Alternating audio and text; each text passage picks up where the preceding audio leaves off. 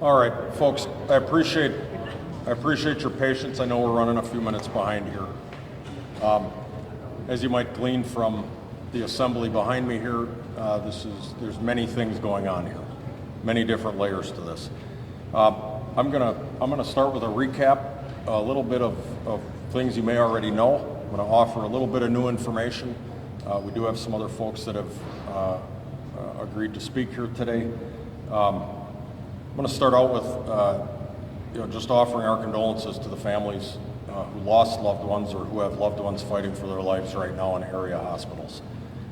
It's been a very long time in the city of Milwaukee since we've had a loss of life this large and with so much potential risk associated with it. I'm going to talk some of the fire stuff here now. Some of it's going to be a little bit technical. I don't mean to sound clinical about it, but Milwaukee Fire Department, Wauwatosa Fire Department, and West Allis Fire Department responded with 148 members to this fire.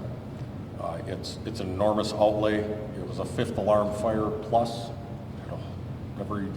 Just about every area of the city sent rigs over to this. It has been a little bit of a unraveling process to figure out precisely who was where doing what when, because these companies went through 3 and 4 and 5 air cylinders, recycling back into the building to keep this search sustained. But right now, we do know we had 48 rescues over ladder, either ground ladders thrown up by firefighters or via the aerial ladder, the tower ladders. There was a half a dozen hands-on grabs from inside, dragging unconscious folks out to the exterior of the building from upper floors. And there were dozens and dozens that were guided through thick smoke to stairwells so they could self-evacuate, but they were mobile. It's important to point that out. We functioned with a ton of support at this fire. Again, I mentioned West Allis and Wauwatosa. Both of our private ambulance contractors, Curtis and Bell Ambulance, assisted us. We Energy's Electric and Gas, the Milwaukee Fire Bell Club, some of the folks you'll hear from today, the American Red Cross, the Salvation Army.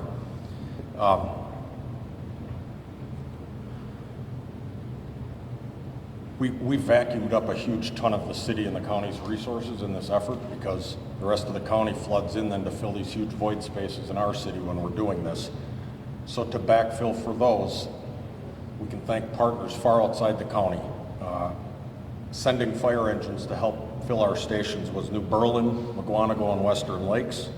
A ladder truck came from the city of Waukesha, a squad company from Kettle Moraine, paramedic units from city of Brookfield and Lake Country, and chief officers from Pewaukee and Brookfield. So this is not a usual occurrence around here, like I said. We do know now there were 5 fatalities. I can't mourn hard enough for that. And we know that there are 6 others in area hospitals. I can tell you that our arrival time was within 3 minutes of the first 911 call, and I think I listed the times off. I won't go through it all again here today, but the escalation of this to a 5th alarm was,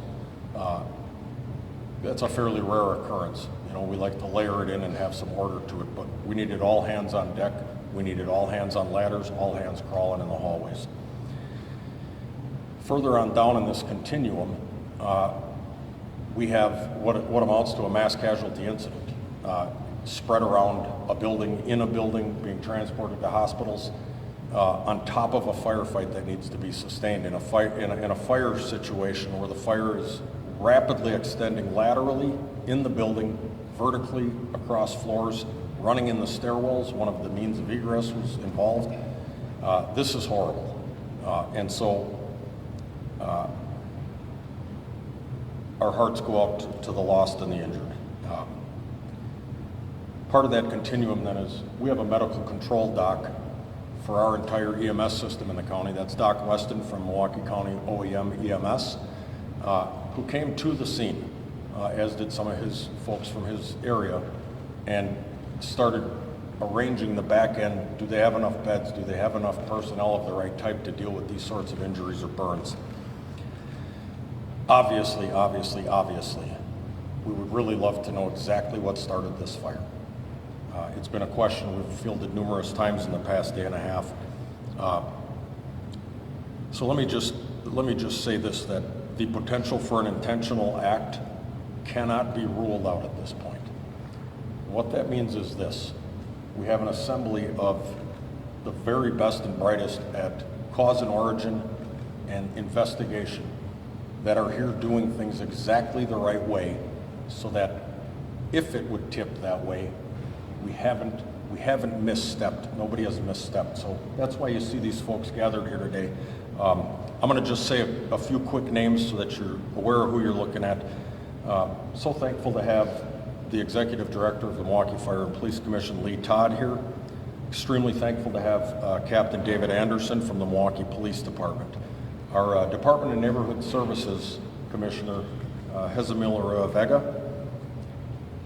From the National Fire Sprinkler Association, Steve Howard.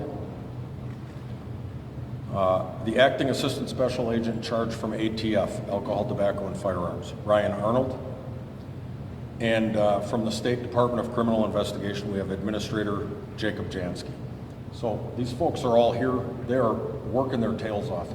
I want to acknowledge the frustration with us not being able to just throw a bunch of information up for consumption, but we are necessarily isolating the information so that we don't send an investigation down the wrong road or derail something if something comes to light later on. I've been in constant contact with Mayor Cavalier Johnson on this. He's been monitoring this since day one. He came to the scene on Mother's Day, and he's extremely concerned about the condition of the survivors and how the families are coping with the losses. I think I made no bones about it that this building was built in 1968. It has no sprinklers and no standpipes. There's one tiny little corner of the first floor that's a parking structure that has a run of sprinklers. It's completely separate and distinct from any livable or common area in this building, separate and distinct. There was no sprinklers whatsoever in the area where humans spend most of their time in this building. No standpipes for us to use, meaning we had to hand lay hose lines up to the fourth floor and down extremely long runs of hallway. Just this morning at MATC at 6th and State, we sent a high-rise firefighting assignment for a report of a fire on the third floor. That's a huge complement of equipment to go to a fire. Would you know, a sprinkler extinguished that fire, so all we had to do was go in and mop it up. 2 engines, 2 ladder trucks, clean up, blow some smoke out, no lives lost. I cannot emphasize with enough force the necessity to have sprinklers if humans are going to occupy a building. I don't stand before you and profess to have all the answers for how that gets done, but I am telling you we don't have this loss of life, this severity of injuries, this amount of property damage if that building is sprinkled. That's my stance, and it's just not gonna change. Also acknowledge Wisconsin State Patrol is also assisting with the ongoing investigation. We're ballparking the building will be available roughly a week. Please don't quote me and look at the calendar. Roughly a week. There's a lot of components to this. There's 85 units, multiple people going different directions, seeing different things, experiencing different things. There's a ton of square footage in this building. I think I told you the other day, it's like 96,000 square feet. There's a ton of area to cover. This is just necessarily going to take time. We're so thankful, and Mark will talk in a few minutes, to have the Red Cross caring for all the occupants.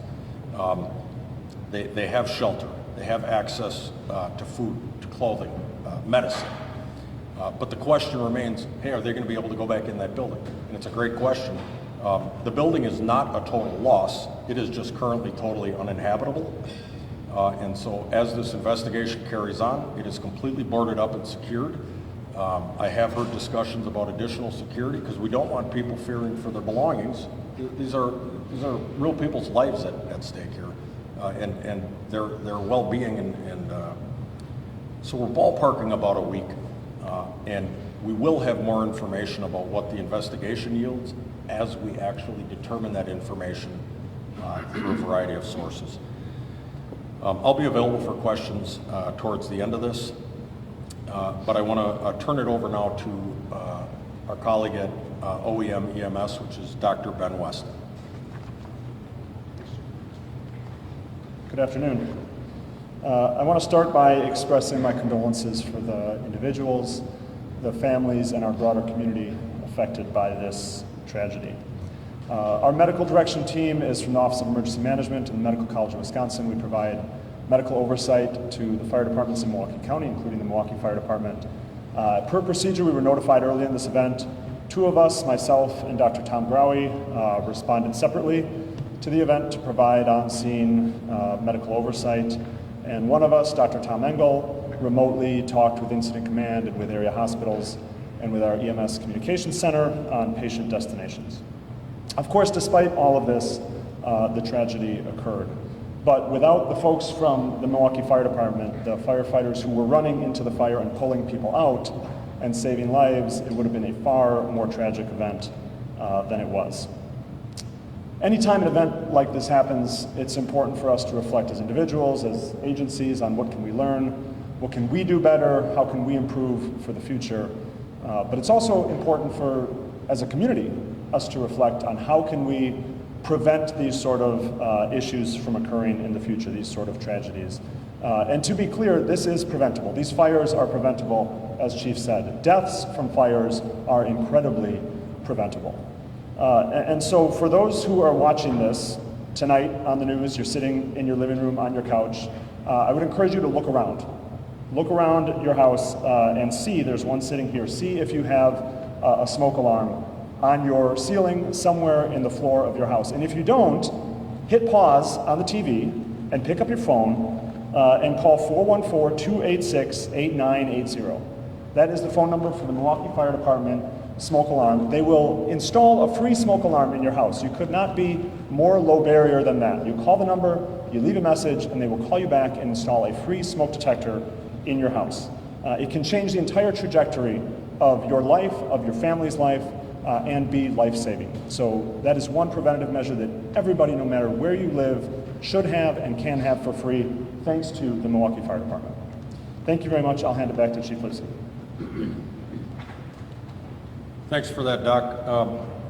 Bears mentioning, I don't think I mentioned it, this building did have functioning built-in smoke alarms, and they were sounding, just so everybody's clear. We've got differing reports from different people. Our people were crawling all over this building for a long time. Those alarms were sounding until we shut them off way after all the emergency had cleared. I'd like to call up next 4th District Alderman Bob Bauman. His number one concern when we first spoke about this was how to take care of the occupants who are left behind. He cares deeply about his constituents, and this happened right in his district. So we're so honored to have him here today. Well, good afternoon, everyone, and thanks, Chief. Yeah, it is personal for me because I live 2 blocks away.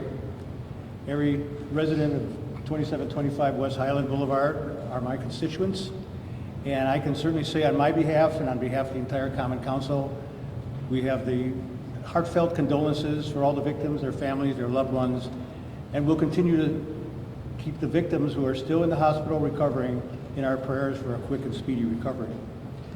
And I do want to say that you've heard the Chief now several times recite the activities of the Milwaukee Fire Department and Milwaukee Police Department and some of the adjoining agencies. And I just want to say thank you again on behalf of the entire Common Council, on behalf of myself, and on behalf of every citizen of Milwaukee for the heroic actions that your men and women of the Milwaukee Fire Department took Sunday to rescue people as quickly and as safely and as efficiently as possible, to deal with the victims in a very caring and loving way, and to make sure they got care as quickly as they possibly could, while protecting their own well-being and while trying to preserve the building itself. I'm also acquainted with the landlord, who is a part-time resident of the building. It's very rare on the near west side of Milwaukee to see a multi-unit apartment building actually occupied by the landlord. And that's why this building has historically been one of the quietest buildings in the entire west side of my district. We've never received complaints from tenants, or we've never received complaints from neighbors about the tenants. And even my own neighbors here in Concordia, when word went out that there was a major fire at 2725, they themselves mobilized and gathered together snacks, beverages, water, as best they could, and rushed over to the scene to try to provide whatever help they were able to do. So truly an act of neighborly love and kindness, and I respect those neighbors deeply for that. And I just wanted to also mention on the issue of sprinklers, that has come up, and I am sure it will continue to come up. I've introduced a file today, a communication file, that is requesting that the Department of Neighborhood Services, Milwaukee Fire Department, and the City Attorney's Office provide a communication to the Zoning Neighborhood and Development Committee, and that'll be on May 28th, so we can drill down to exactly what codes apply, when did they apply, to what extent can we retroactively require sprinklers in buildings that were grandfathered, what are the legal issues surrounding grandfathering. There's a lot of complication to this issue. There's multiple codes involved. There's a uniform dwelling code involved. There's the International Building Code involved. What I can say with a fair level of certainty is all of this is legislated and regulated at the state level. As far as I can tell, at this point, the city has absolutely no ability to independently, on our own initiative, enact legislation, enact rules, enact regulations that would retroactively require sprinklering a building of this size or any size involving multi-unit. It's primarily a state-level issue, and interestingly enough, as part of our legislative package, every year the council approves a legislative package, which is what our lobbyists in Madison are basically instructed to advocate for. And in that legislative package is a very specific provision that urges our lobbyists to legislate for changes to these sprinkler requirements, to basically require retroactive application. So I encourage everyone to attend that meeting on the 28th. And again, it's a very complicated process involving legal issues, policy issues, regulatory issues, different types of different codes, different levels of code, and we hope to get to the bottom of what is the history of this whole issue of sprinklering and what can be done to make sure incidents like this do not happen again. So thank you very much. Thank you, Alderman Baumann. Sticky legal issues at play here, right? I'm the fire chief in the city of Milwaukee. I have zero statutory authority over code violations, over inspections, planning. This is very unique for a major urban fire department to not have the fire chief with actual legal authority in this regard. I am blessed in the city of Milwaukee because the Department of Neighborhood Services, under the current commissioner and the previous few commissioners, has been very, very open to having very real conversations. And they include me in a whole bunch of stuff you really don't have to. So we do the best with what we can. An interesting thing for you to look into would be why the state of Wisconsin does not have a state fire marshal. So it all plays in. It's a big tangled mess here. My next person at the podium here is the executive director of the American Red Cross of Wisconsin here, and that is my friend and colleague Mark Thomas. Thank you, Chief. Thanks for allowing me to be here. I appreciate all of you being here too, so we can just, as the doctor said, amplify the message on fire safety. We can save more lives by having people understand and partake in fire safety. We're all going to be doing something for our community. Let me start by also conveying my thoughts with those that are affected by this tragedy.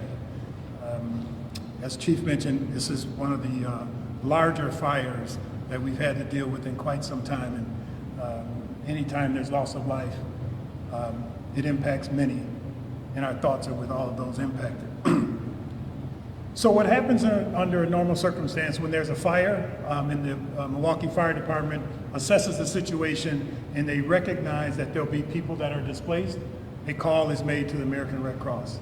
And that's what happened Sunday morning, and we were out there within the first couple of hours working with the folks that were displaced. They were taken across the street to a reception center at a church, and then we opened up a shelter on Sunday afternoon. And so we opened up a shelter at Holler Park, which is at 5151 South 6th Street, and we want to thank Milwaukee County for making that building available. And again, prior to that, they were at the Bethesda Church as they were awaiting information and the outcome. The shelter is open on Sunday afternoon. It's still open, and it'll be open for some time to come. And right now, there are 29 people that stayed at the shelter last night. So over 100 people displaced, but not all of them needed the services of the shelter.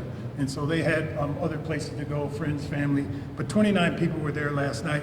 And those numbers can fluctuate on any given night, up or down, because someone who may have had a place to go Sunday and Monday may not have a place to go Tuesday and Wednesday, and they will be welcome at our shelter. Our volunteers and our staff are on site 24/7, providing them with health care, comfort kits. There's showers at the location, 3 meals a day. They actually have a television. I was out there this morning, they were watching television and trying to make the best of, as you can only imagine, a very challenging and traumatic situation.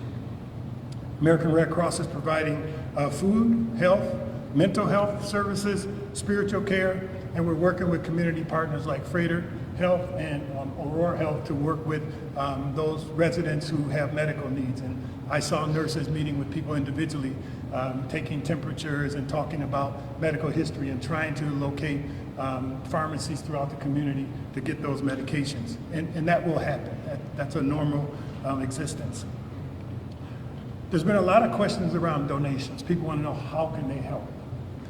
So right now, if you'd like to donate, what we're saying is it's too early in the situation. We haven't seen what's going on inside the building, so we don't know what needs have to be met. And so, again, food, shelter, medication is current.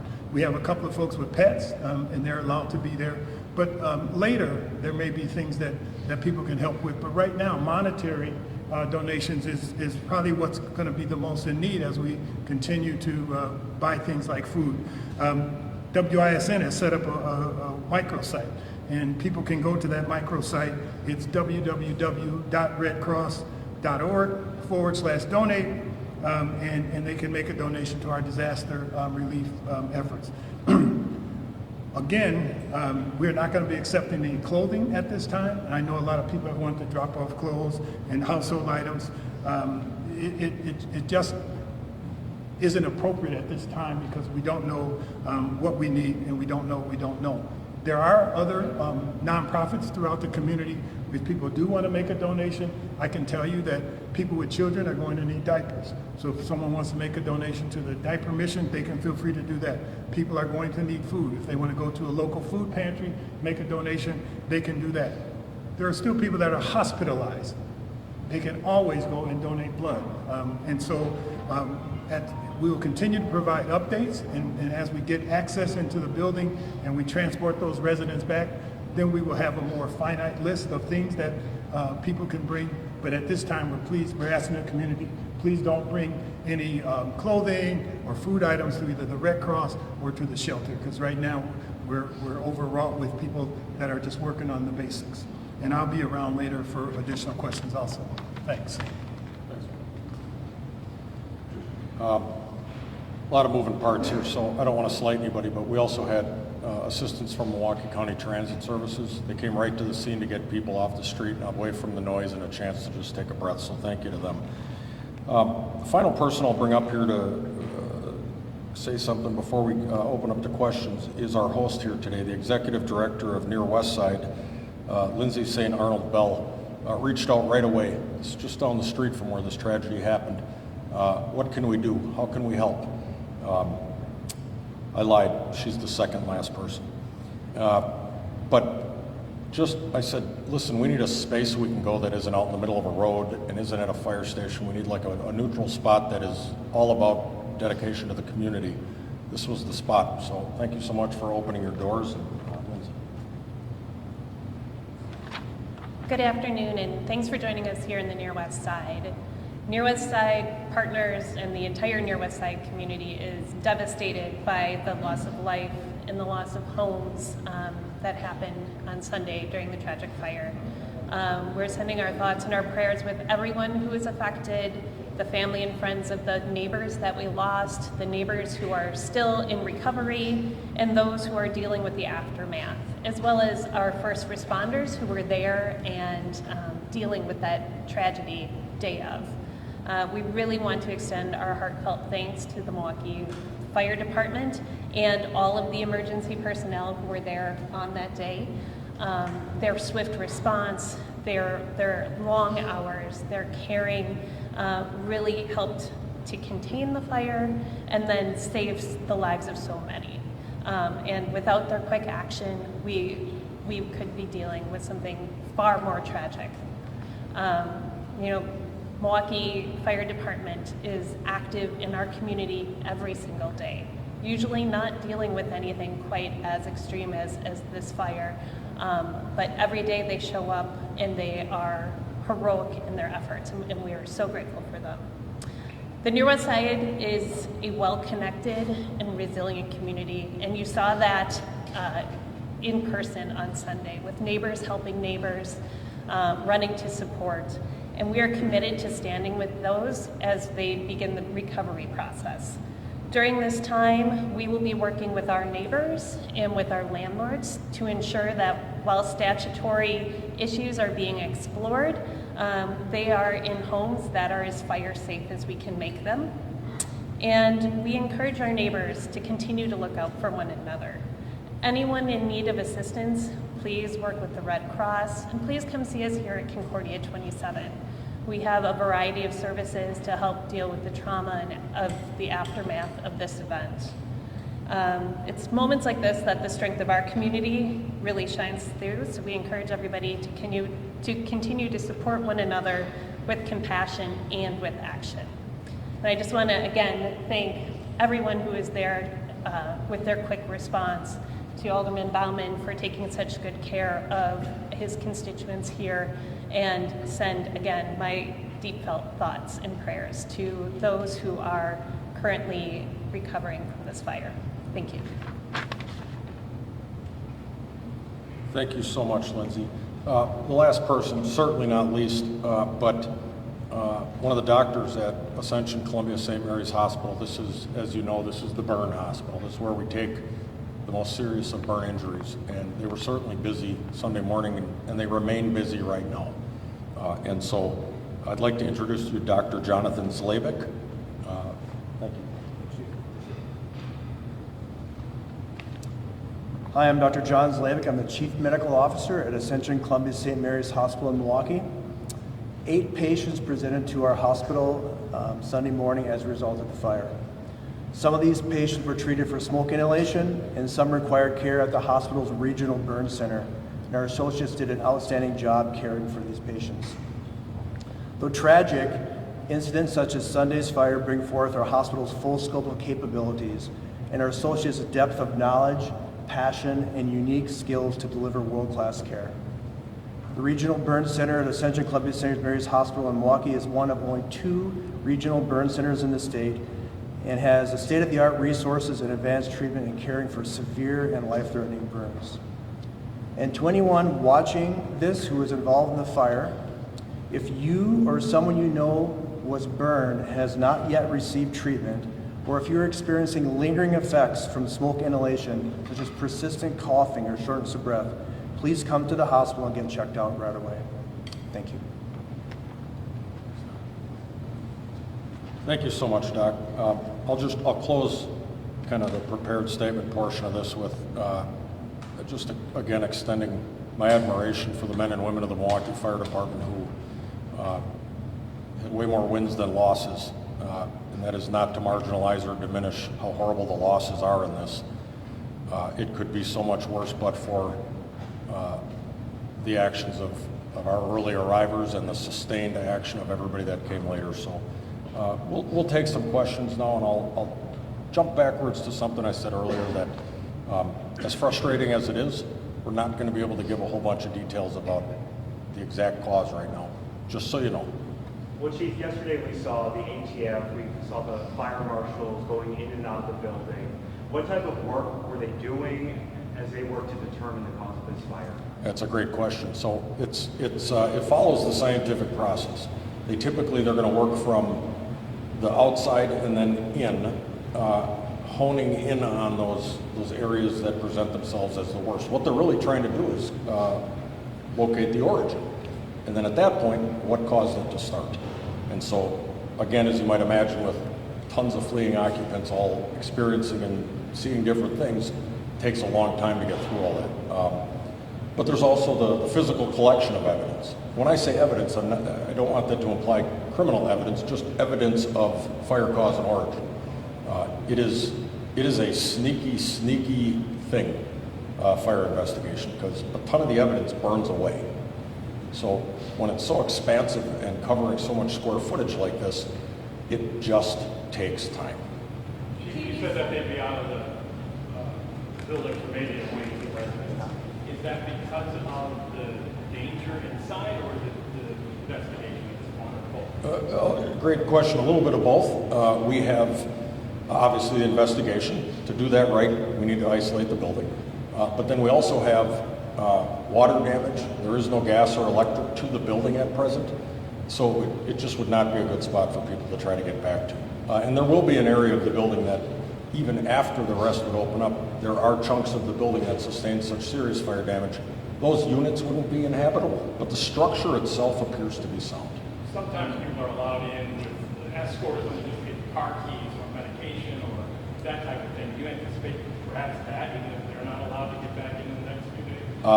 That would be something that would start up after that roughly week estimated time. Chief, a question. At this point, the potential for fire to be intentional inside can't be ruled out. Is there any cause that can be ruled out at this point? Oh, that's a great question. I would say no, based on what I know about it. There's a lot going on here, a lot of dynamics. We can't rule anything out, which is, with such a huge loss of life, it's just critical that we get it by the numbers, and it's a painstaking process. Chief, a question for both you and for Alderman Bauman, if you could. Today, the Capitol Assembly Speaker Robin Ross was asked directly about updating state code and state law to apply sprinklers to outdated buildings. One of the quotes that he gave, I'll read you briefly: "We have to be careful about overreacting to a single or unfortunate incident." Is this an overreaction to require sprinklers after a fatal fire? And how would you encourage the speaker or others who might be against it to, in fact, put this in place? Well, I guess what I'd say is, I don't know that his statement on its own implies that he's against it. I think what he's against is an overcorrection. That being said, I'm the fire chief, and sprinklers save lives. And should it be something that everybody wants to pursue, they'd be wise to do that, because with 5 people already deceased from this, and please talk with your subject matter experts, your fire chiefs. Yeah, there's a ton of issues with how our state adopts codes or doesn't, how they don't update codes, right? There's a ton of issues with that. A lot of it goes back to my earlier question about why doesn't the state of Wisconsin have a state fire marshal? I appreciate the speaker's comments. I think we need to get to the bottom of exactly what the history is of this regulatory process, what has led us to this point, the grandfathering, what is the policy behind grandfathering? Is it something mandated by law that building code changes only our perspective and not retrospective? There's a lot of moving parts here. As I said, there's at least 2 different building codes that are potentially implicated, that the state has adopted, both of them that apply in different circumstances. So I think we have to sort out all the facts before we can call Mr. Boss's comments maybe also a little bit on the extreme side. Because again, as you've heard from the fire experts here, these types of incidents are preventable. And to the extent we can do so, we should certainly explore it. I'm sure Mr. Voss is referring to the potential cost of retrofitting in the city of Milwaukee literally hundreds of multi-unit buildings at potentially substantial 6-figure or larger cost per building. That could have an impact, could increase rents in a community that's already heavily rent overburdened. So those are factors that need to be considered, but the preservation of life, I think, should be paramount. And I'm sure we'll have the opportunity to remind the speaker of that value at some point. Chief, Yes. from the landlord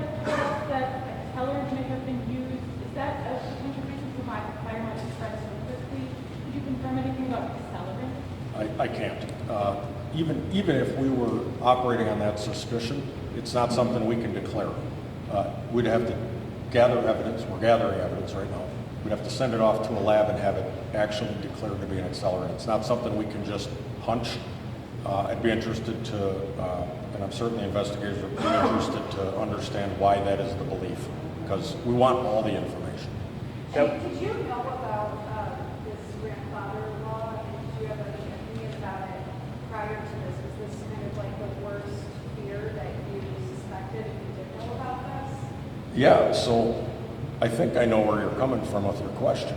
And the Wisconsin State Fire Chiefs Association, the National Fire Sprinkler Association, the International Association of Fire Chiefs, the Metro Fire Chiefs, the IAFF have been leaning on people in our state and around this country to get moving on sprinklers.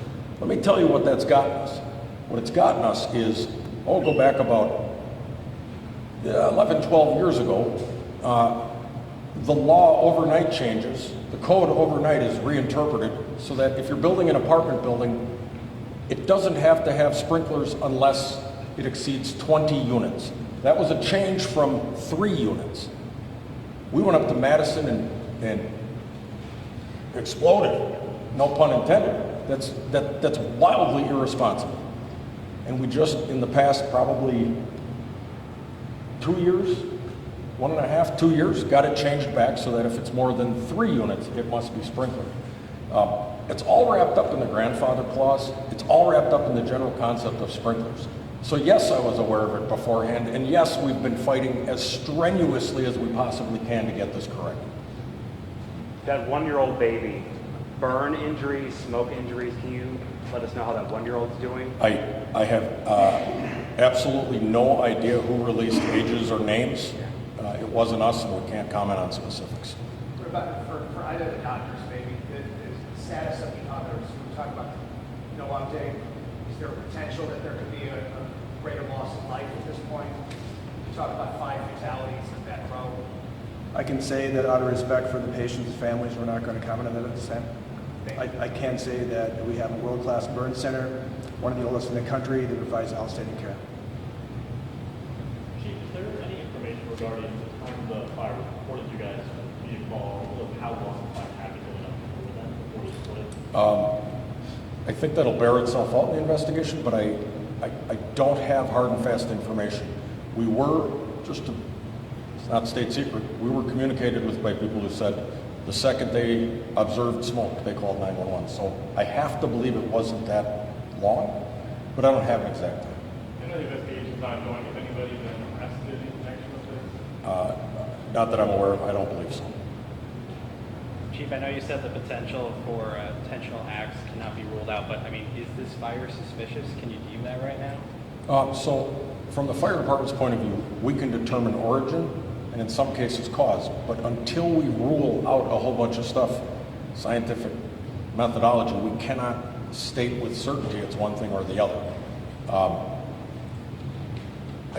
I think suspicious may be the wrong word, but the loss of 5 lives and a number of other folks critically injured, I don't know if we can replace the word suspicious with just gravitas, like the importance of recognizing this loss of life with a thorough investigation is where we are right now.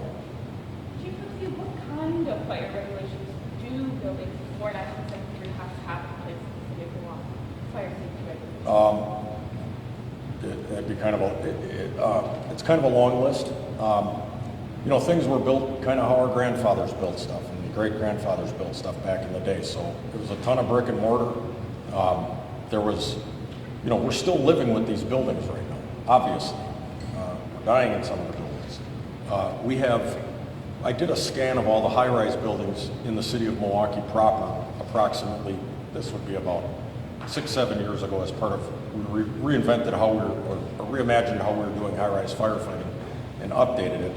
And at that time, approximately 70% of Milwaukee's residential high-rises were built before 1974. So it was dealer's choice if anybody put sprinklers in. And we've had 2 fatals right off, Brady Street at high-rise buildings in the past 2 years, unsprinkled. So, you know, we learn and we evolve, right? And that's a huge part of how we evolve in the fire service and in fire codes is, sadly, it's based on learning from things that really didn't work real well. And I think we've learned an awful lot since 1974. I can't say it enough. Sprinklers save lives. This is perhaps a question for the city or DNS, but at this point, do we have an exact number of how many buildings are part of that grandfather clause where they do not have sprinklers at this point? So we're seeking the same information probably for the same reasons. In the database, it would be a relatively simple pivot table or whatever you want to say to pull that information out. I don't have numbers for you right now. Commissioner Arroyo. Good afternoon. Jesamil Arroyo Vega, Commissioner for the Department of Neighborhood Services, Chief of Building Inspection. And right now, we are assessing how many of those buildings, we call them actually existing non-conforming conditions. We try not to use the grandfather word, so I just wanted to kind of give you a heads up of what we're doing. So I have some bullet points that I will be able to share about what are building codes, what are the requirements, and where we're standing right now. In regards to your question, we are currently right now analyzing how many of those buildings are out there right now, and we look forward to the ZND and communication file that we'll be having in May 28 with all that information. So the Department of Neighborhood Services offers its deepest condolences to the families and friends to those who tragically lost their lives in the fire, as well as all the individuals injured and displaced. DNS have received questions regarding the code compliance of the building.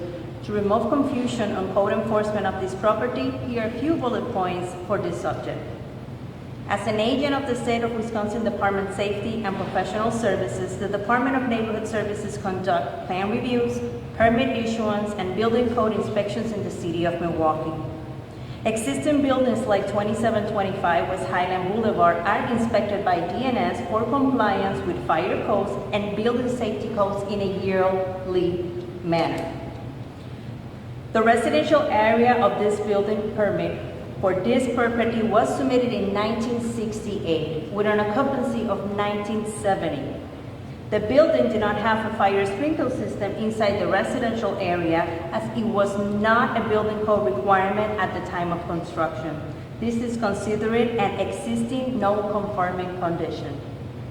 In 1974, building code was altered to require the installation of sprinkler system in new residential construction, additions, and alterations. The building has been in continuum. This particular building has been in continual use as a multifamily apartment complex since opening. That means they have never been shut down. That means they have never gone to a major alteration that will require or trigger the compliance of a sprinkler system. It does have a fire alarm system because in the 60s that was still required. Any level 3 alteration, this means extensive renovations where the work area exceeds 50% of the building total area, or additions after 1974 will require sprinklers. But again, in this kind of property was not the case. The complex garage has a fire sprinkler system. You might ask why? Because in the 60s, anything that will have storage of flammables and potentially others kind of storages that will be a high risk of fires required the fire sprinkler system. So that's why the discrepancy or the misunderstanding of why the garage and not the residential area. So I hope that this is clarifying a little bit of the questions that have been arised before. In regards to the annual inspections, DNS conducted all the annual inspections for 2025, and we observed no violations in this building whatsoever. So far, all our records show that there was no violations related to life safety inspections or fire safety conditions. Yesterday, we conducted an initial condemnation case, and the inspectors will complete the inspection once MPD allowed us to entry after the completion of the investigation. The City of Milwaukee building codes governing sprinklers is determined by the state of Wisconsin, which currently adopts the International Code Council building codes. We are right now in the 2015 code. Questions regarding this legislatively or code changes need to be worked through the Wisconsin State Legislature and the Department of Safety and Professional Services bodies. With an active investigation at this property, DNS cannot answer any further questions, but I'm hoping that at minimum is clarifying the conditions and the requirements of fire alarm and sprinkler systems in this building. Thank you. Thank you. I know law enforcement partners that are here, able to speak to us about the investigation, why they're here. I will 100% leave that to them, not to put them on the spot, but I'll go ahead and speak for them and tell them you're probably going to hear a lot of no comment, or we're not able to say, but I'll let you, I don't want to get in your way on that. I'm just going to say on behalf of the Milwaukee Police Department, we have our condolences too. But as far as the investigation, just like the fire chief said, there's stuff we're looking into. We have not made any determination. I know we're working with ATF, we're working with DCI, and we're also working with the fire department investigators to try to get to the root cause of what happened. So, but there'll be more updates later on. Is that standard for them to be involved in this because of loss of life? Is there anything to be ready to back to the ACF or DCI? I would look at it as just standard. This is a major event, like the fire chief mentioned. This is not something that's happened, so we're just looking at that. We've got all the people, we've got experts that are on this. I know for a fact that the detectives and ATF and DCI people involved in this are people that have worked extensively on this type of investigation, and they're the right people to have, along with the fire department. Did the Milwaukee Police Department reach out to those partners and bring them in, or as soon as this happened, did they get out? So this is obviously a high visibility situation. It's right at an intersection, major thoroughfares. We actually bring the ATF and DCI in with some regularity at the fire department's request, just because of capacity and technical things that they can do that we just don't have the ability to do. So it's been hard to like say no, we can't tell you what we know right now, because I want to be able to tell you everything that I could possibly know, but we don't know enough to be able to say anything definitively. So the loss of life, to get back to that, the loss of life is really, for us, we're like, let's bring in all the big guns, no pun intended. So I really appreciate your interest in this, and let's get smoke alarms and sprinklers in these buildings. So thank you.